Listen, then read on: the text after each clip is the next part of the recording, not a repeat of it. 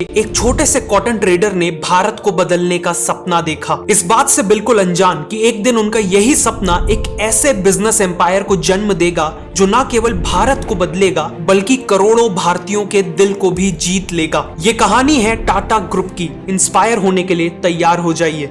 Year 1839 Jamshedji Tata का जन्म होता है। 1858 में जमशेद जी अपनी एजुकेशन कंप्लीट करते हैं और अपने फादर के साथ मिलकर कॉटन ट्रेडिंग का बिजनेस करने लगते हैं। अगले 10 सालों में कई मुश्किलों के बावजूद उनका बिजनेस काफी बड़ा बन जाता है, लेकिन जमशेद जी केवल कॉटन को ट्रेड करके सेटिस्फाइड नहीं थे। वो खुद कॉटन से क्लोथ्स मैन्युफैक्चर करना चाहते थे। इसीलिए 1877 में उन्होंने नागपुर में एम्प्रेस मिल को सेटअप किया और मैन्युफैक्चरिंग चालू की। लेकिन एक प्रॉब्लम थी, वहां के वर्कर्स अपने काम के लिए ज्यादा सीरियस नहीं थे। ऑलमोस्ट हर दिन 20% वर्कर्स एब्सेंट हो जाते थे, हफ्तों की छुट्टी लेते थे और ज्यादा देर तक काम नहीं कर पाते थे। जमशेद जी ने इसके लिए एक इनोवेटिव सॉल्यूशन निकाला। उन्होंने वर्कर्स के लिए प्रोविडेंट फंड की स्कीम लॉन्च की, मतलब अब वर्कर्स को रिटायरमेंट के बाद पेंशन मिलने वाली थी। दूसरा, उन्होंने वर्कर्स का मेडिकल इंश्योरेंस करवाया और फाइनली फैमिली डेज और स्पोर्ट्स डेज जैसे इवेंट्स ऑर्गेनाइज करवाए। इन्हीं इवेंट्स में अच्छा परफॉर्म करने वाले वर्कर्स को सबके सामने रिवॉर्ड भी किया जाता था। इन सभी इनिशिएटिव से वर्कर्स काफी वैल्यूड फील करने लगे, जिससे उनकी अटेंडेंस और परफॉर्मेंस दोनों काफी इंप्रूव हुई। इनमें से कई स्कीम्स इतनी फ्यूचरिस्टिक थी कि पूरी दुनिया में इन्हें तब तक किसी ने इंप्लीमेंट नहीं किया था।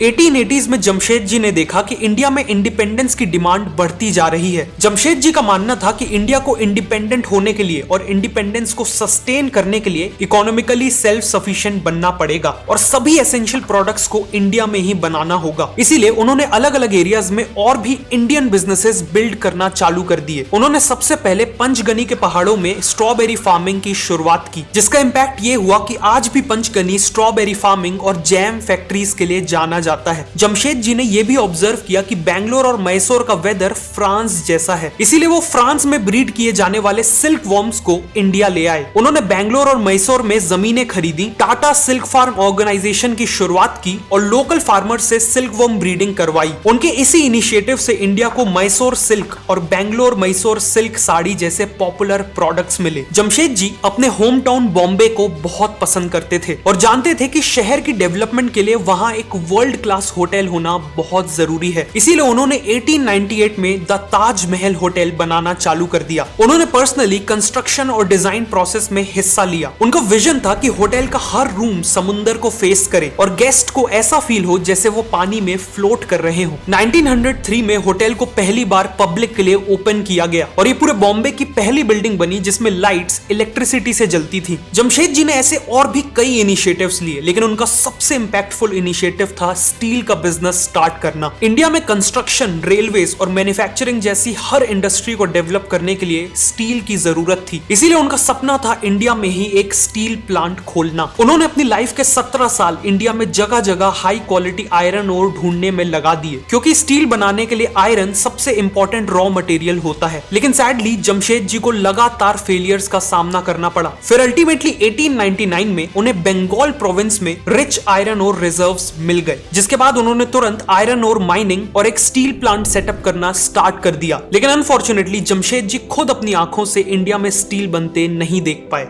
क्योंकि 1904 में 65 की एज में उन्होंने अपनी आखिरी सांसें ली। जमशेद जी का विजन और उनके ड्रीम्स इतने ग्रैंड थे कि उनके जीते जी उन सब का पूरा होना पॉसिबल नहीं था। इसीलिए उनके बाकी सभी ड्रीम्स को पूरा करने की रिस्पॉन्सिबिलिटी ली उनके बेटे तोराबजी टाटा ने। जमशेद जी का मानना था कि इंडिया साइंटिफिक रिसर्च और एजुकेशन में वेस्टर्न कंट्रीज से बहुत पीछे है। वो इंडिया में एक ऐसा इंस्टीट्यूशन एस्टैब्लिश करना चाहते थे जो यहाँ वर्ल्ड क्लास रिसर्चर्स और साइंटिस्ट्स प्रोड्यूस करे। इसीलिए तोराबजी टाटा ने मैसूर के महाराजा की मदद ली और 1909 में बेंगलोर में इंडियन इंस्टीट्यूट ऑफ साइंसेज को एस्टैब्लिश किया। Nobel laureate CV Raman IISc के फर्स्ट डायरेक्टर बने। आगे चल के आईआईएससी ने इंडिया के फर्स्ट सुपर कंप्यूटर परम और इंडिया के फर्स्ट इंडिजिनियस एयरक्राफ्ट द हंसा के डेवलपमेंट में इंपॉर्टेंट कॉन्ट्रीब्यूशंस किए। जिस तरह आईआईएससी ने ऐसे वर्ल्ड क्लास साइंटिस्ट और रिसर्चर्स को बनाया जिन्होंने इंडिया को बदला, उसी तरह इंडिया को आज ऐसे बिजनेस लीडर्स चाहिए जो बिजनेसेस बिल्ड करके देश की इकोनॉमी को नेक्स्ट लेवल पे ले जा सके। और इन्हीं बिजनेस लीडर्स को बनाने के लिए इंडिया में रिसेंटली एक इनोवेटिव बिजनेस स्कूल खुला है। एक ऐसा बिजनेस स्कूल जहां स्टूडेंट्स को ऐसे CXOs और बिजनेस लीडर्स पढ़ाएंगे जिन्होंने खुद उबर और मिंत्रा जैसी कंपनीज के लिए हजारों करोड़ों का बिजनेस बनाया है। मैं बात कर रहा हूं स्केलर स्कूल ऑफ बिजनेस के 18 मंथ के post graduate programme in management and tech की। यहाँ स्टूडेंट्स को ऐसे रियल वर्ल्ड प्रोजेक्ट्स में काम करना होगा जो खुद रियल कंपनी से सोर्स किए जाएंगे। अपना खुद का बिजनेस बिल्ड करना यहाँ करिकुलम का पार्ट होगा। प्लस अपने बिजनेस को VCs के सामने पिच करके फंड रेजिंग अपॉर्चुनिटी भी मिलेगी। स्केलर पिछले 7 सालों से एजुकेशन इंडस्ट्री में है और इसीलिए उनके पास ऑलरेडी 1200 से ज्यादा प्लेसमेंट पार्टनर्स हैं। ये ऐसी चीज है जो कोई और बिजनेस स्कूल अभी ऑफर नहीं कर रहा। आपको इन पार्टनर्स के साथ लीडरशिप पोजीशंस पे प्लेस होने की अपॉर्चुनिटी मिलेगी और 3 मंथ्स की मैंडेटरी इंटर्नशिप तो है ही। स्केलर ने अपने ऑनलाइन प्रोग्राम्स में 96% प्लेसमेंट रेट अचीव किया है और मीडियन CTC 25 lakhs का है। Currently Scaler School of Business early सितंबर में स्टार्ट होने वाले अपने फाउंडिंग कोहॉर्ट के लिए केवल 75 स्टूडेंट्स को हैंड पिक करने वाले हैं। बेस्ट पार्ट इज कि आपको अभी अप्लाई करने पर अप टू 100% की स्कॉलरशिप भी मिल सकती है। तो अभी डिस्क्रिप्शन या कमेंट सेक्शन में दिए हुए लिंक से स्केलर स्कूल ऑफ बिजनेस के लिए अप्लाई करिए। अब कहानी पे वापस आते हैं। एजुकेशन के अलावा जमशेद जी ने इलेक्ट्रिसिटी जनरेट करने के लिए एक हाइड्रो इलेक्ट्रिक प्लांट का भी सपना देखा था। इस प्रोजेक्ट में गोवा महाराष्ट्र बॉर्डर में पड़ने वाले दूध सागर फॉल्स का यूज करके पावर जनरेशन किया जाना था। दोराब जी ने 7000 वर्कर्स को इन्वॉल्व किया और आर्टिफिशियल लेक्स, डैम्स और चैनल्स बनवाए। 1911 में प्लांट रेडी हुआ और पावर जनरेशन स्टार्ट हुआ। मुंबई की कई मिल्स और बिजनेसेस को इसी पावर प्लांट से पावर मिलना चालू हो गई और आज इसी कंपनी को हम टाटा पावर के नाम से जानते हैं। फाइनली जमशेद जी ने जो स्टील प्लांट का काम स्टार्ट किया था उसे पूरा करने की रिस्पॉन्सिबिलिटी भी दोराब जी टाटा ने ली। 1907 में उन्होंने एक लिमिटेड कंपनी स्टैब्लिश की और स्टील प्लांट के लिए 23 करोड़ का IPO अनाउंस किया। उस समय स्वदेशी आंदोलन के चलते केवल 2 हफ्तों में करीब 8000 लोगों ने इसमें इन्वेस्ट किया। कंपनी का नाम टाटा स्टील और आयरन कंपनी यानी टिस्को रखा गया और फाइनली 1912 में टिस्को से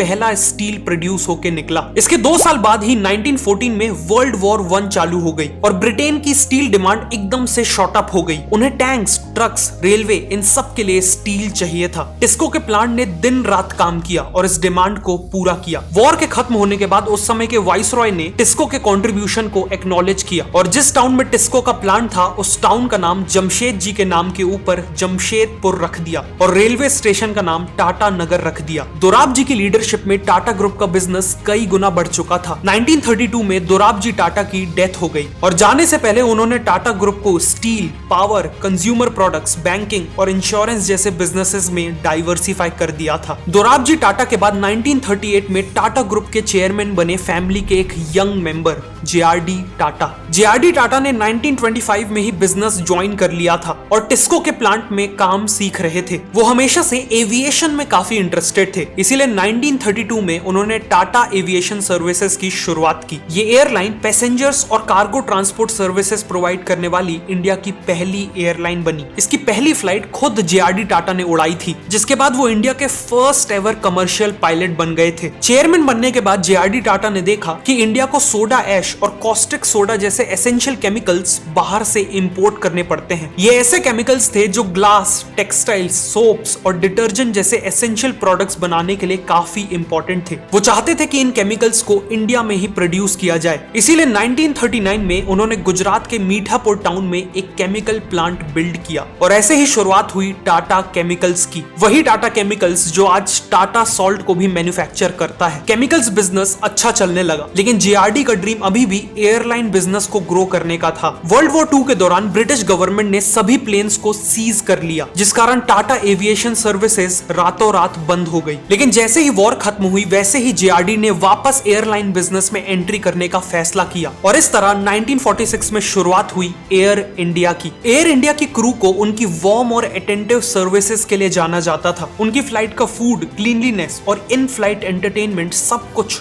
टॉप क्लास था। इवन इनका मैस्कॉट एक महाराजा था जो एयरलाइन की इंडियन हॉस्पिटैलिटी और रॉयल स्टैंडर्ड्स को दर्शाता था। साथ ही साथ एयर इंडिया हमेशा टाइम शेड्यूल के हिसाब से चलती थी। इन सब के कारण न केवल इंडिया में बल्कि इंटरनेशनली भी एयर इंडिया को one of the best airline के तौर पे जाना जाता था। एयर इंडिया को जेआरडी अपने चाइल्ड की तरह ग्रो कर रहे थे, लेकिन फिर कुछ ऐसा हुआ जिसने इसी एयर इंडिया को उनसे एक झटके में छीन लिया। इंडिपेंडेंस के बाद इंडियन गवर्नमेंट ने सोशलिस्ट इकोनॉमिक मॉडल को अपनाया था, जिसका मानना था कि देश की इंपॉर्टेंट इंडस्ट्रीज जैसे ट्रांसपोर्टेशन गवर्नमेंट के कंट्रोल में होनी चाहिए ताकि ये इंडस्ट्रीज प्रॉफिट से ज्यादा पब्लिक की सर्विस पे फोकस करें। और इसीलिए 1953 में एयर इंडिया को नेशनलाइज यानी गवर्नमेंट के कंट्रोल में ले लिया गया। नेशनलाइजेशन के बाद एयर इंडिया का एक ट्रैजिक डिक्लाइन चालू हो गया। सर्विस, पंक्चुअलिटी और सेफ्टी नेगेटिवली इंपैक्ट हुई, जिससे अल्टीमेटली एयर इंडिया ने अपना एक वर्ल्ड क्लास एयरलाइन का स्टेटस खो दिया। लेकिन एयर इंडिया के सेटबैक के बाद भी जेआरडी टाटा ने टाटा ग्रुप को ग्रो करने में कोई कसर नहीं छोड़ी। उन्होंने देखा कि इंडिपेंडेंस के बाद भी देश में कोई भी इंडियन कॉस्मेटिक्स ब्रांड नहीं है, इसीलिए उन्होंने लैक्मे की शुरुआत की। लैक्मे एक फ्रेंच वर्ड है जिसका मतलब हिंदी में लक्ष्मी होता है। जेआरडी ने डेलिबरेटली इस ब्रांड को एक इंडियन नाम नहीं दिया। उन्हें पता था कि इंडियन वुमेन फॉरेन ब्रांड से ऑब्सेस्ड थी और फॉरेन ब्रांड्स को ही हाई क्वालिटी मानती थी, इसीलिए लैक्मे नाम देकर उन्होंने इस कॉस्मेटिक्स ब्रांड को इंटरनेशनल लेवल की एस्पिरेशनल वैल्यू दी। लेकिन रियलिटी में लैक्मे का मतलब अभी भी इंडिया से डीपली कनेक्टेड था। इसके अलावा जेआरडी ने जमशेदपुर में एक रेलवे इंजन्स बनाने वाली फैक्ट्री को खरीद लिया और शुरुआत की Tata locomotive and engineering company limited की, जिसे बाद में टेल्को कर दिया गया। इनिशियली टेल्को केवल रेलवेज के लिए स्टीम इंजन्स बनाती थी, लेकिन जेआरडी ने जल्द ही ट्रक मैन्युफैक्चरिंग में एक्सपैंड कर दिया। उन्होंने टाटा 407 ट्रक लॉन्च किया जो अपने स्लिम और स्ट्रॉन्ग डिजाइन के लिए काफी पॉपुलर हो गए और इंटरनेशनल ब्रांड्स को बीट करते हुए इसने 70% मार्केट शेयर कैप्चर कर लिया। इंजन्स और ट्रक्स बनाने वाली इसी टेल्को कंपनी को आज हम सब टाटा मोटर्स के नाम से जानते हैं। बिजनेस के अलावा जेआरडी टाटा ने इंडिया को उसके सबसे कठिन वक्त में हेल्प की। 1962 की इंडो चाइना वॉर और 1965 की इंडो पाक वॉर के दौरान उन्होंने गवर्नमेंट को हर तरह के सपोर्ट का अश्योरेंस दिया। उन्होंने टाटा के इंजीनियर्स को दिल्ली भेजा ताकि वो देश को मिलिट्री इक्विपमेंट की मैन्युफैक्चरिंग में हेल्प कर सके। उन्होंने अपने एयर इंडिया का एक्सपीरियंस यूज किया और इंडियन एयरफोर्स के लिए 10 ईयर डिफेंस प्रिपेयर्डनेस प्लान भी बनाया। इस रिपोर्ट में सिग्नलिंग इक्विपमेंट, रेडार और स्पेयर पार्ट्स की रिक्वायरमेंट्स इंक्लूडेड थी। गवर्नमेंट और इंडियन एयरफोर्स को इस रिपोर्ट से बहुत मदद मिली। जेआरडी टाटा की इन्हीं कॉन्ट्रीब्यूशंस को देखते हुए प्रेसिडेंट ऑफ इंडिया ने उन्हें इंडियन एयरफोर्स में ऑनररी एयर कॉमोडोर की पोस्टिंग भी दी थी। 1991 तक जेआरडी टाटा ने टाटा ग्रुप की कंपनीज का नंबर 84 तक पहुंचा दिया था। 24,000 करोड़ का रेवेन्यू था और 2,70,000 एम्प्लॉइज थे। लेकिन अब 87 की एज में समय आ चुका था कि वो टाटा ग्रुप की कमान किसी और को सौंप दे। इसीलिए जेआरडी टाटा ने नए चेयरमैन के तौर पे टाटा फैमिली के एक प्रॉमिसिंग मेंबर को चुना और ये नए चेयरमैन थे सर रतन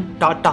चेयरमैन बनने से करीब 30 साल पहले 1962 तक सर रतन टाटा यूएसए में आर्किटेक्चर की पढ़ाई कर रहे थे कि तभी उन्हें जेआरडी टाटा का लेटर आया जिसमें उन्हें इंडिया आके बिजनेस ज्वाइन करने को कहा गया था। रतन टाटा ने इंडिया आके टाटा स्टील को ज्वाइन किया और वहां एक नॉर्मल वर्कर की तरह काम स्टार्ट किया। उनके डेडिकेशन और बिजनेस टैलेंट को देखकर उन्हें एक के बाद एक बड़ी रिस्पॉन्सिबिलिटीज मिलने लगी। चेयरमैन बनने से पहले उन्होंने एम्प्रेस मिल को लॉसेस से निकालकर प्रॉफिटेबल बनाया था। टेल्को में एक मेजर लेबर अनरेस्ट को सक्सेसफुली रिजॉल्व किया था और टाटा की नेल्को कंपनी जो रेडियो और टेलीविजन वगैरह बनाती थी उसका रेवेन्यू 3 करोड़ से बढ़ाकर 200 करोड़ किया था। जब 1991 में सर रतन टाटा चेयरमैन बने तो उन्हें पता था कि टाटा ग्रुप बाहर से देखने में तो अच्छा परफॉर्म कर रहा है लेकिन रियलिटी में कई चीजों में वो पीछे छूट रहा था। उन्हें लगा कि हाई टेक्नोलॉजी जैसे कंप्यूटिंग और एआई में ग्रुप काफी पीछे है और ग्रुप ने बहुत समय से कुछ यूनिक भी नहीं किया है। वो टाटा ग्रुप के थ्रू इंडिया के लिए कुछ रिवॉल्यूशनरी करना चाहते थे। इसी माइंडसेट के साथ उन्होंने देखा कि इंडिया के पास ऐसी कोई भी कार नहीं थी जिसका डिजाइन से लेकर प्रोडक्शन तक सब कुछ इंडिया में हुआ हो। इसीलिए 1995 में रतन टाटा ने एक 100% इंडियन कार बनाने की ठान ली। एक ऐसी कार जो स्पेशियस, फ्यूचरिस्टिक, अफोर्डेबल और हाई माइलेज देती हो। लेकिन एक प्रॉब्लम थी, एक नया मैन्युफैक्चरिंग प्लांट सेटअप करने की कॉस्ट अराउंड $2 बिलियन